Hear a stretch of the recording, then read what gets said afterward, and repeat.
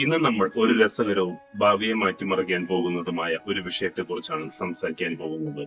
അതായത് cellular agriculture അല്ലെങ്കിൽ കൃത്രിമ മാംസം. ഇതിന്റെ ശാസ്ത്രീയ നാമം കൾച്ചർഡ് മീറ്റ് എന്നാണ്.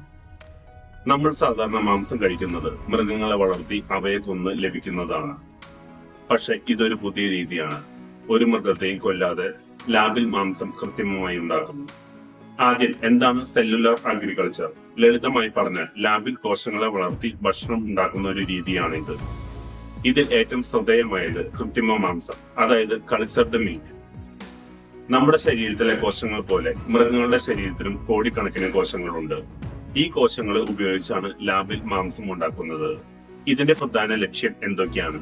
പരമ്പരാഗത കൃഷിയും മൃഗപരിപാലനവും ഒരുപാട് ഭൂമിയും വെള്ളവും ഊർജവും ഉപയോഗിക്കുന്നു. ഇതിന്റെ ഫലമായി പരിസ്ഥിതിക്ക് ദോഷങ്ങൾ വരുന്നു. മാത്രമല്ല, മൃഗങ്ങളെ കൊല്ലുന്നത് ഒരുപാട് ആളുകൾ എതിർപ്പ് പ്രകടിപ്പിക്കുന്നു. ഇതിനൊക്കെ ഒരു പരിഹാരമാണ് സെല്ലുലാർ അഗ്രികൾച്ചർ. ഇനി ഈ കൃത്രിമ മാംസം എങ്ങനെ ഉണ്ടാക്കുന്നു എന്ന് നോക്കാം. ഇതിനെ കുറിച്ച് ഘട്ടങ്ങളുണ്ട്. 1. കോശങ്ങൾ ശേഖരിക്കാം. ആദ്യം ഒരു മൃഗത്തിൽ നിന്ന്, ഉദാഹരണത്തിന് ഒരു പശുവോ കോഴിയോ മത്സ്യമോ, ഒരു ചെറിയ കോശം സാമ്പിൾ എടുക്കുന്നു. ഇതിനെ ബയോപ്സി എന്ന് പറയുന്നു. ഇത് മൃഗത്തിന് വേദനയോ ക്ഷീണവും ഉണ്ടാക്കുന്നില്ല. ഈ കോശങ്ങൾ സാധാരണയായി പേശികളിൽ നിന്നോ കൊഴുപ്പിൽ നിന്നോ ആണ് എടുക്കുന്നത്. 2. കോശങ്ങൾ വളർത്തൽ.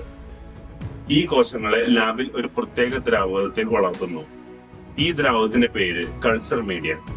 ഇതിൽ ഈ കോശങ്ങൾ വളരാൻ വേണ്ട എല്ലാ പോഷകങ്ങളും ഉണ്ട്. അമിനോ ആസിഡുകൾ, ഗ്ലൂക്കോസുകൾ, വിറ്റാമിനുകൾ, ധാതുക്കൾ, വളർച്ചാ ഘടകങ്ങൾ എന്നിവ. ഇത് നമ്മുടെ ശരീരത്തിന് ഭക്ഷണം കൊടുക്കുന്നത് പോലെയാണ്. 3. കോശങ്ങൾ പെരുകൽ. ഈ പോഷകങ്ങൾ കിട്ടുമ്പോൾ കോശങ്ങൾ വിഭജിച്ച് പെരുകുവാൻ തുടങ്ങും. ഒരു കോശം 2ആയി, 2 4ആയി, അങ്ങനെ ഒരുപാട് കോശങ്ങളാകും. ഇതൊരു വലിയ പാത്രത്തിലാണ് ബയോറിയാക്ടർ എന്ന് വിളിക്കുന്ന ഒരു യന്ത്രത്തിൽ നടക്കുന്നു. 4. കോശങ്ങളുടെ രൂപമാറ്റം. ഈ കോശങ്ങളെ പേശികളോ കൊഴുപ്പോ ബന്ധിത ഡിഷുകളോ ആക്കി മാറ്റണം. ഇതിന് കൾച്ചർ മീഡിയത്തിൽ ചില മാറ്റങ്ങൾ വരുത്തും. ഉദാഹരണത്തിന് ചില പ്രത്യേക രാസവസ്തുക്കൾ ചേർത്ത് കോശങ്ങളെ പേശികളാക്കി മാറ്റുന്നു. 5. ആകൃതി നൽകുന്നു. മാംസത്തിന് നമുക്ക് പരിചയമായ ഒരു ഘടന വേണമെന്നില്ല. അതിനൊരു ഭക്ഷ്യയോഗ്യമായ ചട്ടക്കൂട് ഉപയോഗിക്കുന്നു. കോശങ്ങൾ ഈ ചട്ടക്കൂടിൽ വളർന്ന് ഒരു ബർഗർ പാറ്റിയുടെ ആകൃതിയായി മാറും. 6. വിളവെടുപ്പും പാക്കിങ്ങും. അവസാനം വളർന്ന കോശങ്ങൾ വിളവെടുത്ത് ഭക്ഷ്യയോഗ്യമായ ഉൽപ്പന്നമായി മാറും. ഉദാഹരണത്തിന് ഒരു ബർഗർ പാറ്റിയോ സ്റ്റിക്കോ ആയി പാക്ക് ചെയ്യും. ഇപ്പോൾ ഇത് കടകളിൽ വിൽക്കുവാൻ തയ്യാറായി.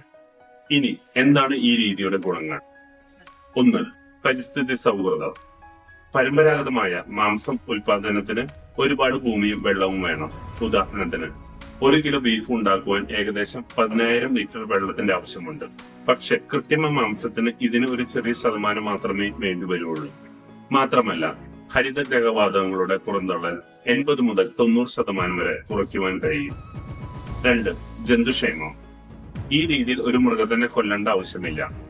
ഒരു ചെറിയ സാമ്പിൾ എടുത്താൽ മതി. അതിനാൽ മൃഗങ്ങളോടുള്ള ക്രൂരത ഒഴിവാക്കാം. 3. ഭക്ഷ്യസുരക്ഷ. ലാബിൽ നിയന്ത്രണമായ സാഹചര്യത്തിൽ ഒരു മാംസം ഉണ്ടാക്കുന്നതിനാൽ രോഗാണുക്കളോ ബാക്ടീരിയകളോ വരുവാനുള്ള സാധ്യത വളരെ കുറവാണ്. ഇത് കൂടുതൽ സുരക്ഷിതമായ ഭക്ഷണം നമുക്ക് ഉറപ്പാക്കും. 4. ആരോഗ്യ ഗുണങ്ങൾ. കൃത്രിമ മാംസത്തിൽ കൊഴുപ്പിന്റെ അളവ്, പോഷകങ്ങൾ എന്നിവ നമുക്ക് നിയന്ത്രിക്കാം. ഭാവിയിലെ സുരക്ഷ. ലോക ജനസംഖ്യ വർദ്ധിക്കുമ്പോൾ ഭക്ഷണത്തിന്റെ ആവശ്യം കൂടി വരും. 2050 ആകുമ്പോൾ ഭൂമിയിൽ ഏകദേശം 10 മില്യൺ ആളുകൾ ഉണ്ടാകും. കൃത്രിമ മാംസം ഈ വലിയ ഡിമാൻഡ് നിറവേറ്റുവാൻ സഹായിക്കും. എല്ലാം ഇത്ര നന്നായിരുന്നെങ്കിൽ എന്തുകൊണ്ടാണ് ഇതിപ്പോൾ എല്ലായിടത്തും ലഭ്യമല്ലാത്തത്? കാരണം ചില സാങ്കേതിക ബുദ്ധിമുട്ടുകളും വെല്ലുവിളികളുമുണ്ട്. 1. ചിലവ്. നിലവിൽ കൃത്രിമ മാംസം ഉണ്ടാക്കാൻ ഒരുപാട് പണം വേണം. ഉദാഹരണത്തിന് 2013 ലോകത്ത് ആദ്യമായി ഉണ്ടാക്കിയ ഒരു കൃത്രിമ ബർഗർ പാറ്റിക്ക് 2.5 കോടി രൂപ ചെലവുണ്ടായി. പക്ഷെ ഇതിപ്പോൾ ഒരുപാട് കുറഞ്ഞിട്ടുണ്ട്. ഗവേഷണം മുന്നോട്ട് പോകുമ്പോൾ വില ഇനിയും കുറയും. 2. വലിയ തോതിലുള്ള ഉൽപാദനം. ഒരു ലാബിൽ കുറച്ച് മാംസം ഉണ്ടാക്കുന്നത് വളരെ എളുപ്പമാണ്. പക്ഷെ ലോകമെമ്പാടുമുള്ള ആളുകൾക്ക് വേണ്ടി ഉണ്ടാക്കുമ്പോൾ വലിയ തോതിൽ ഉൽപ്പാദിപ്പിക്കുവാൻ ഇനിയും സമയം ഒരുപാട് വേണം. 3. ഉപഭോക്തൃ സ്വീകാര്യത. ചിലവർക്ക് ലാബിൽ ഉണ്ടാക്കിയ മാംസം കഴിക്കുന്നത് മടിയാണ്. ഇത് സ്വാഭാവികമല്ല എന്നവർ കരുതുന്നു. നിലവിൽ സിംഗപ്പൂർ, അമേരിക്ക തുടങ്ങിയ രാജ്യങ്ങളിൽ കൃത്രിമ മാംസം വിൽക്കുവാൻ അനുമതി നൽകിയിട്ടുണ്ട്. ഇന്ത്യയിൽ, പ്രത്യേകിച്ച് കേരളം, ഈ രംഗത്ത് ഗവേഷണം നടത്തുന്നുണ്ട്. ഉദാഹരണത്തിന് ബാംഗ്ലൂരിലെ CCMB പോലെയുള്ള സ്ഥാപനങ്ങൾ ഈ സാങ്കേതികവിദ്യയിൽ പ്രവർത്തിക്കുന്നു. കേരളത്തിൽ ബയോടെക്നോളജി ഗവേഷണ കേന്ദ്രവും ഈ മേഖലയിൽ താല്പര്യം കാണിക്കുന്നു.